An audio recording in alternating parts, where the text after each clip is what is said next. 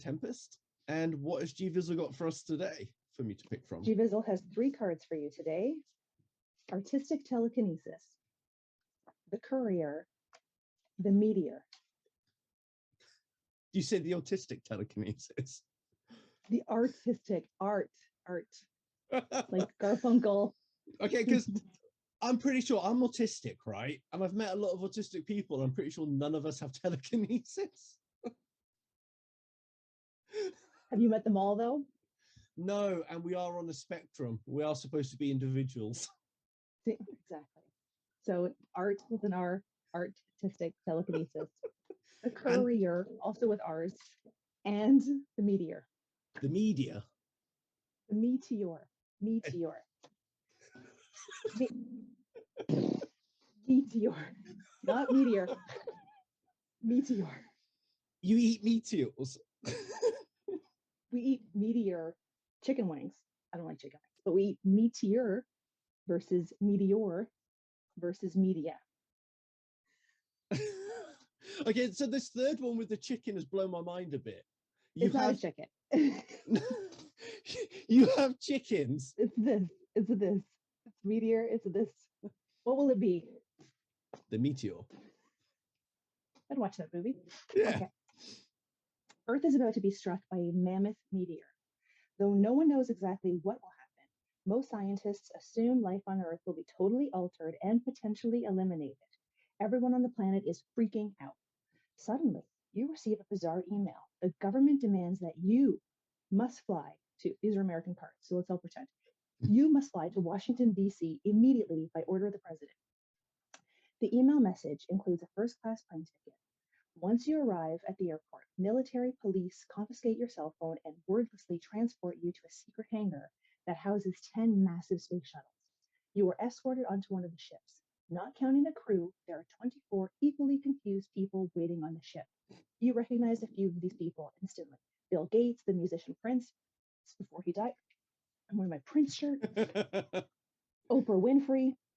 When the individuals you don't recognize begin talking and interacting with one another, it becomes clear that all of them are brilliant scientists, consequential artists, or extremely wealthy political figures. The ship's captain informs all of the passengers that the space shuttle will be leaving Earth in 12 hours. He does not say where it's going, although he does insist that anyone who wants to remain on Earth is free to stay behind. You are 90% sure you've been selected for this trip by mistake. Do you remain on board? And if you do, how will you explain your presence to the other 24 passengers? You have no idea if admitting your true identity will disqualify you from traveling. So when they say mammoth meteor, is it the size of a mammoth, or do they just mean it's a big meteor? Am I taking that too literally? I think you may be taking it because it doesn't say a mammoth-sized meteor. It says a mammoth meteor. Okay. It's a potential global killer. A world ender. Yeah. Okay, cool. So there's 10 space shuttles, 24 other passengers, 25 in each space shuttle. That's 250 people. Okay.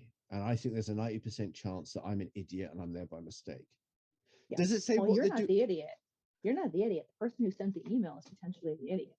True. But maybe I'm their token idiot. Genetic diversity. Everyone needs like unskilled labor. Yeah, exactly. Right? Like somebody needs to make, not even unskilled, it would be skilled. Somebody needs to make lunch for the, I'm a good cook. Somebody needs to make lunch for the brilliant scientists. Yeah, exactly. Maybe you should be on the shuttle instead of me. Well, you are a psychologist and an epidemiologist.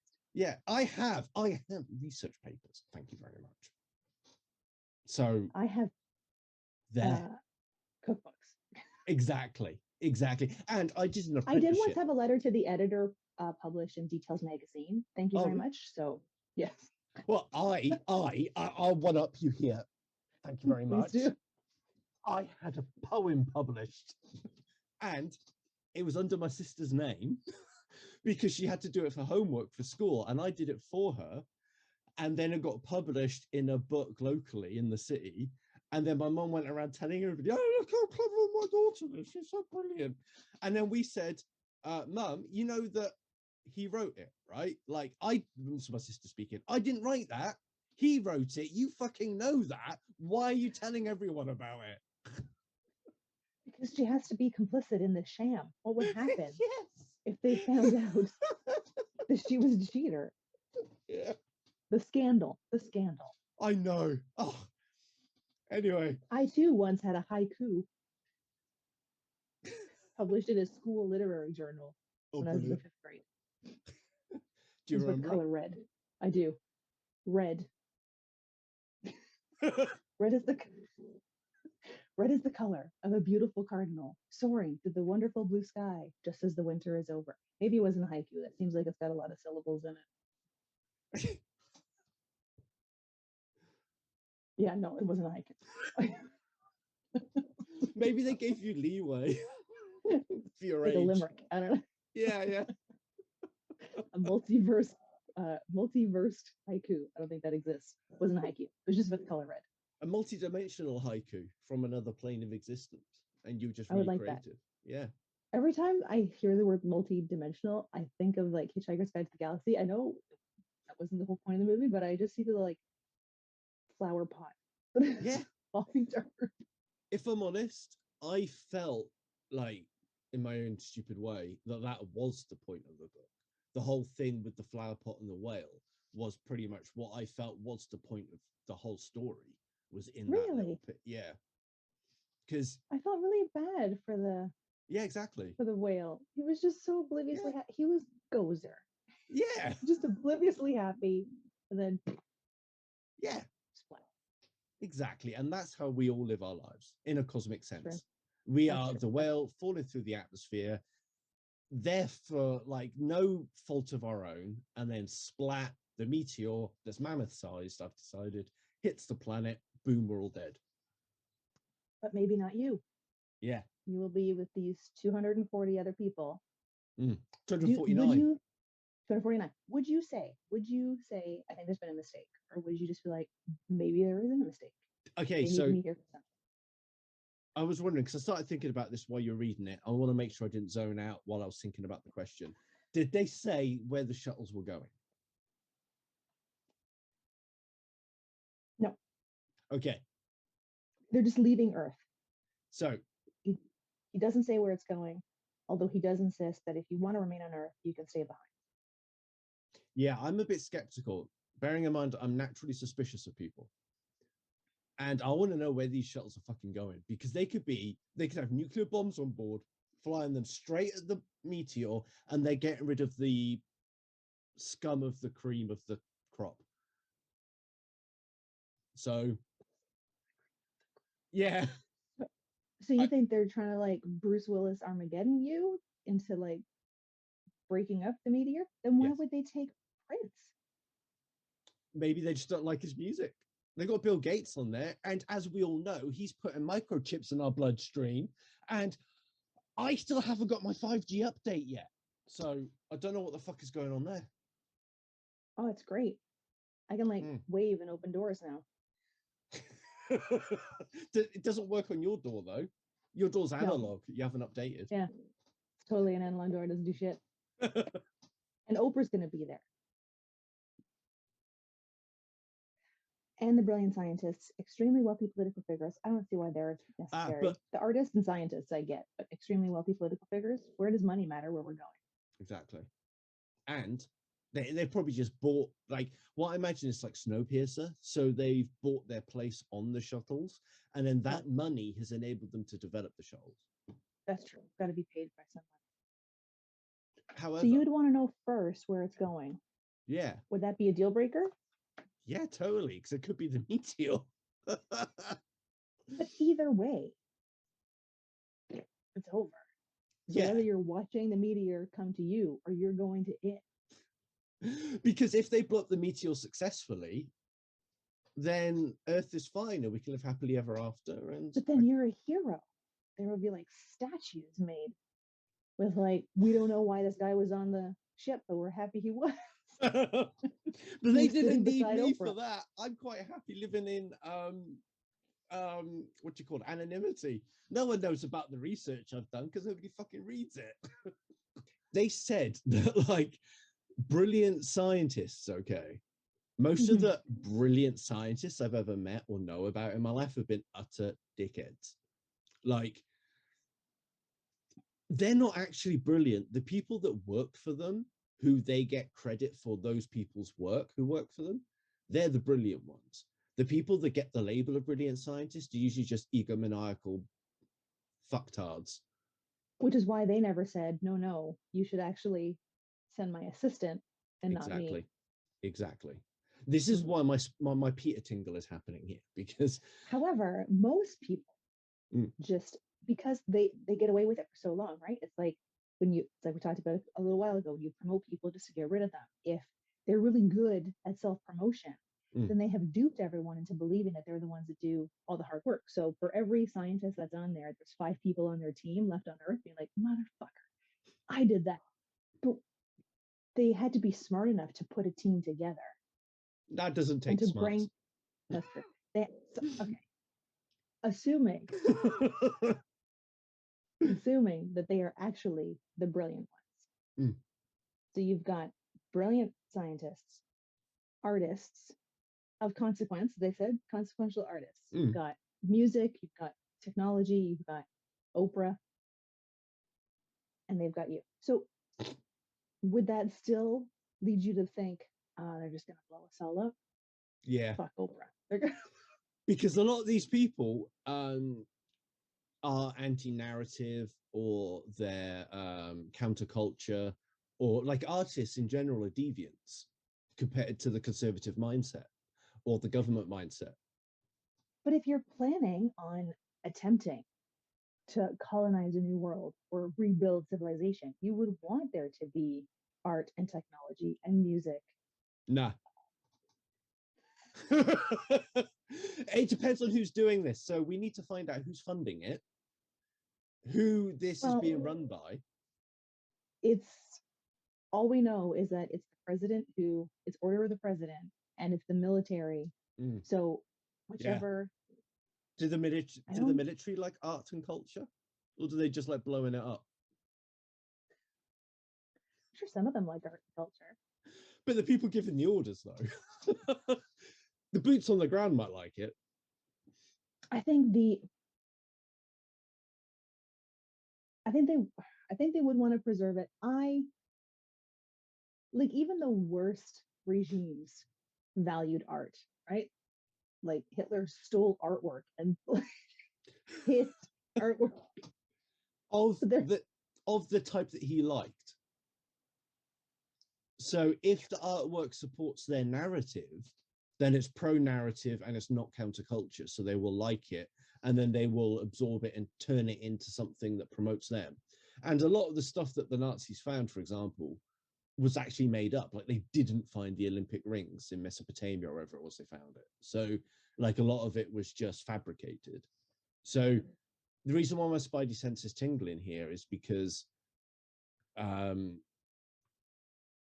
like a lot of the people they're thinking of throwing into space, if you're going to start a colony for the first time, you don't need people that are going to argue and cause a ruckus. And I mean, not even like, if we just remove the government side of it, the military side of it, etc., it'll end up like the Big Brother house. You know, it would, like, Oprah seems completely unnecessary. Yeah. In this equation, like, I get Bill Gates because technology. I mean, we don't know where we're going. It's not like we're going to get there, and he could start stuff from scratch, right? Like Prince is there, but so we've got music, we've got art, scientists who do what they do, but Oprah, it's not like the first thing we're going to do in this new world is build TV stations. Exactly. Putting that out there. So she's completely irrelevant on this. She's useless. Oprah's a facilitator, and then you only need a facilitator when your group size gets too big for 2 people in disparate groups within that community to be able to find out about each other. You know, Oprah was basically YouTube before YouTube existed. So she helped other people find out about things that we wouldn't know about.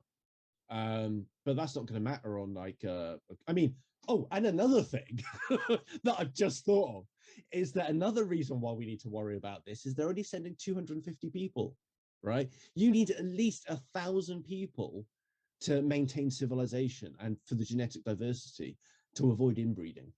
But it could be 250 people from, because this is written by an American, so it could be 250 Americans. Like, what if other countries have their own, like other countries that have their own space programs that have the ability and capacity to send their own. So that'd be fine. Presumably everyone's going to the same place. So there's going to be 250 from different countries. But if we assume, what happens? I said presume. Damn, you noticed that. Presume. So presuming that we end up with, let's say, 2,000 people, 2,500 people. So each space shuttle may have its own similar makeup. So each one may have its own Bill Gates, right? So Steve Jobs could be on another one. No, he's dead. There could be, so if Prince is on ours, and maybe, again, at the time that this was written, David Bowie was still alive. So maybe David Bowie is on another one, Maury Povich is on that one, or Graham Norton. So it could be a similar makeup on each of these. Like, we have the scientists. There could be another space shuttle that has the doctors, and another space shuttle that has dentists, and so there could be multiples. Well, also other countries would have to work on the I love just the way he looked at you. I can see him. I just love the way he walks out. Like, oh, bloody told you. Come on, you took. Zool never comes to see me. It's never Zool. It's always Gozer.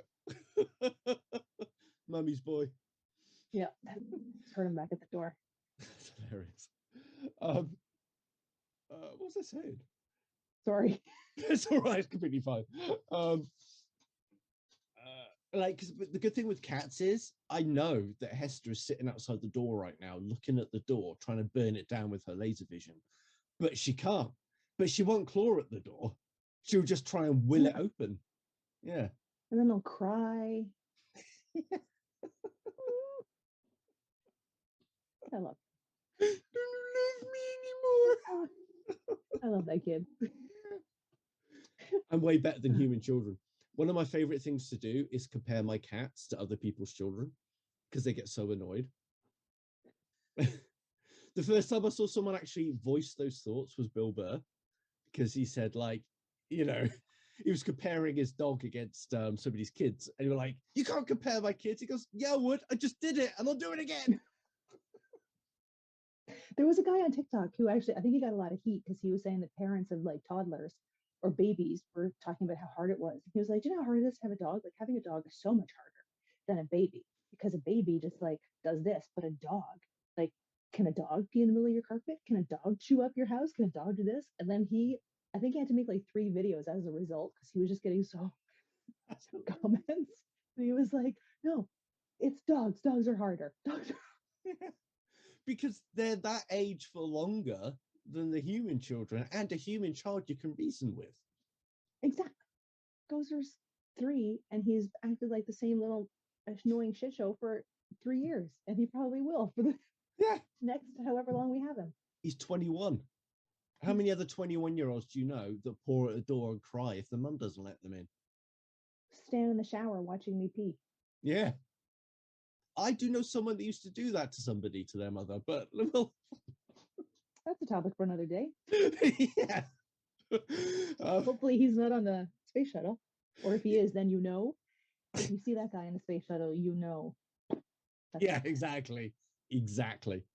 And this guy was in prison for a while in care, so everyone's safe, don't worry. Okay, good. Yeah. It's interesting the perspectives that we've taken on this, because you assume you're going to be hurtled into the space shuttle, and I'm just like, we're going to find. It's like have you seen the Don't Look Up on Netflix? I haven't watched it yet, but yeah, it's pretty good. I assume we're just going to find this like new planet to colonize, and I'm gonna stay because we're leaving in 12 hours. What are the odds that they could figure out if I were to say, excuse me, you made a mistake, I'm not the droid you're looking for, then what are the odds that they would be able to figure out, of this list of 250 people, who is it that we need to get how now we got to get them here. Do we even have time to get them here? We don't even know where they come from. So I would just be like, odds are low that they'll be able to find this person. Yeah, that's true. I'm just gonna go. I'm just gonna go Yeah. make the best of it. Although I would I leave think my there's a dog middle somewhere. ground here. Okay. And I think that you can find out without explicitly trying to find out. Because I'm assuming that you're not just going to be strapped in for 12 hours waiting for this to happen. And, there's probably going to be ways that we could talk to other people and talk about it without talking about But the people who know would probably be a little bit busy. it. Yeah. So, I mean, the pilots presumably would know. Well, I don't. They How might much not. contact? How much contact would we have with the people in the know? Yeah, true. I mean, I guess if we're lumped into the same group as fucking Bill Gates, then who puts microchips in our food, then he's going to be quite unreachable for someone like us. He would probably have some interesting theories, and he may know some things that other people don't. Like, he would know more about what's happening than Prince or Oprah. I used to think that, and after seeing what happened over the last 2 years, I'm starting to think no. Okay. All The of the scientists might know or have theories. Yeah, they have theories. I have loads of theories. And have you heard of Peter McCulloch or Dr. Malone? Mm-mm. Okay, so these are two guys that have been quite controversial through the pandemic because they talk from different perspectives about some of the issues that we've had in the pandemic. Okay, about vaccinations and about the safety of the vaccinations and about our pandemic response. And these two guys are top of their fields. Peter McCulloch is a cardiologist, and he's published hundreds of papers in his field. And the other guy, Dr. Malone, invented the mRNA technology that is used to develop those vaccines. And they both talk against the veracity of the vaccines, basically, and how we need to be careful about what we're doing and how the government is creating a narrative around it to encourage people to take the vaccines. All of that is irrelevant to this discussion. Okay. The important bit is about how they talk about it. So these guys have all the credentials, right? They have all the theories, all the ideas. But I will say, quite happily, they're both fucking idiots. And they talk about it. And why do you say that? Because they talk about it out of context. They're reductionists. They don't think about it in the holistic sense of being a human being. They talk like Dr. Malone is, he's a microbiologist, basically. Like, he looks at all the little nitty gritty of our cells and how they work.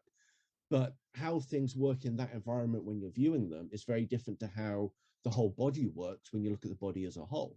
And Peter McCulloch, like, he might have published hundreds of papers in peer-reviewed journals, but that doesn't say anything about his ideology and about how he feels about the pandemic. Most of his journal articles are about things that are completely unrelated to pandemics and the coronavirus. He has opinions about it, and his ideology is very conservative, and a lot of the conservative media jumps on it, and then they promote him as a spokesperson. And both of these men use their credentialed positions saying that, like, oh, well, we're right because we've got all of these credentials behind us. These other people, they're just junior academics and they know fuck all. I'm a junior academic. I know loads of shit. And like, so that doesn't make me any less qualified to talk about it than this guy. Like, it means nothing. It's just points. That's all it is. So if I'm on this shuttle with all these brilliant scientists, I'm not going to trust them any more than I trust anyone else. That's fair. Yeah. But you still think you're getting blown up. I think that's the lack of self-esteem coming in. So, no, I don't. No, I'm not saying I have a low self-esteem. I just don't have one. But you but you think so. You've kind of come to the conclusion that you're there by mistake. Yeah.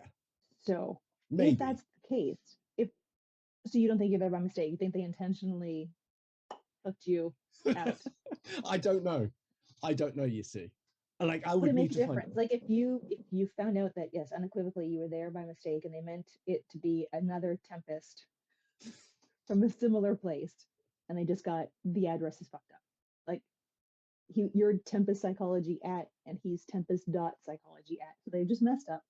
If you found that out, would that change your perspective on whether or not you were going to be blown up or colonizing a new planet? No, that wouldn't change my opinion. No, because these people, they might be wanting to blow them up or colonize a new planet. I think it would depend on the context of everything that's going on, and like how the world is acting at the time, what other things I can find out, how other people are acting around me, and just kind of piece all of this information together and maybe make a last minute jump for the exit just before the spaceship takes off. You've got 12 hours. That's a long time to make that decision. Yeah. Did you say Would you not call a lot anyone? of time? It is a long time. Like 12 hours is a decent amount of time. Yeah. Would you call anybody? Well, I would try and, if I knew who these other brilliant scientists were, I might give them a call and try and find out. You're there. You're all in the same space. You're all waiting. Oh, and they're like, yeah. Oh, that's easy. Yeah, I just go and chinwag with people. I'm good at that. I could do that. Would you call anybody in your life? Like, would you reach out to your partner, your family, your friends, to be like, what the fuck? Like, did you guys get an email? But didn't they take our cell phones? Oh, they did. Yeah. They did. That's right. Yes, they did. Yeah, so I think I would speak to all the other people around me, and I just kind of get to know them. So I would just do what I would do at any shitty networking event. I would just go speak to people. Oh, hey, what's your special interest? How are you? You know, and just find out about them. People love before the doors close, you're just gonna be like, oh, I'm gonna sneak out.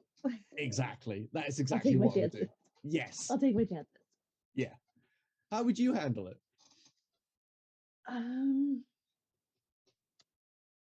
I would probably do the same. I'd probably just like talk to people. I don't know. Like I would be weighing the. See, I would assume that it's to colonize, not to get blown up. And that, much like the other viable afterlife, is very intriguing. Because I know here, what does it say? Life on Earth will be totally altered and potentially eliminated. So if it's eliminated, then it's a non-issue.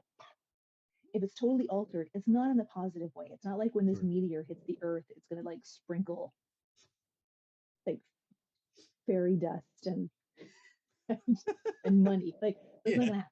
So you'd be living in like a nuclear winter. Like there would be it would just be terrible. So the chance is there. But then have we secretly actually set up planets, or are we just going to like drift around the universe in the hopes of finding a Vogon spit to jump onto? So it could be just prolonging the inevitable of we're just stuck for the rest of my life talking to Oprah and Prince. I mean, Princess, he could sing us a song, but you're stuck there with these people. No family, no friends, no partner, no dogs. I don't know. Would I want to die with everybody else, or would I want to take my chance? Well, that's a good point. And then if I'm there, and if the whole point is to colonize the Earth, presumably they're going to need. I mean, like, let's pretend I'm not 47 and I'm sailing into menopause. They're going to need people to like repopulate the Earth. My desire to be child free isn't going to change because exactly. That's a good point. A lot of variables here because there's going to have to be some sort of repopulation efforts. Are we going to be pressured into breeding? Because I don't want fucking kids. No, me either. I mean, like, I'm 47. By the time we get to where we're going, they might cryostasis us if they have the technology. I mean, I'm assuming this is like a futuristic scenario because we don't have the technology to go to other planets. And correct, and they'd have to bring Prince back from the dead for this to happen. Exactly. To reanimate Prince. So we have to suspend some disbelief here. So I think we have to make some crappy assumptions about what they've got. So we would just be frozen for 1,000 years until we stumble upon. I mean, they're also assuming that I can actually procreate. I mean, I might be impotent. I might have my testicles gone. I might, I might be infertile. Infertile? But what if that's not why they brought you there? Well, why wouldn't they? You need 1,000 people. Yeah. But we also have already come to the conclusion that other countries have their own. So we could end up with a few thousand people, which means the pressure's off. But are they going to turn this into a kibbutz? Am I going to have to look after other people's fucking children? Because I don't want that either. There's a No, reason same why I here. teach adults. Same. Yeah. I don't know. I would ask more questions. I would probably end up going just because I'm curious. Yes. Curiosity. Yeah, I'd probably go. I may regret it, but then when I watched Earth explode, I'm like, well, This was better. the alternative. I'm still alive, right? Yeah, I think some of the things you've said have sold me on going instead of not going. Just because, like, there are so many variables involved that I wasn't thinking about. I was just kind of thinking about my usual paranoia and suspicion that people are just going to try and blow these idiots up. But even if they did, that would still be a cool experience. Yeah, to be thrown into a meteor. And the other thing is like some of my training in previous jobs is start at the worst case scenario and work your way backwards to something less bad. You know. I think we got there. Yeah. Fade to black.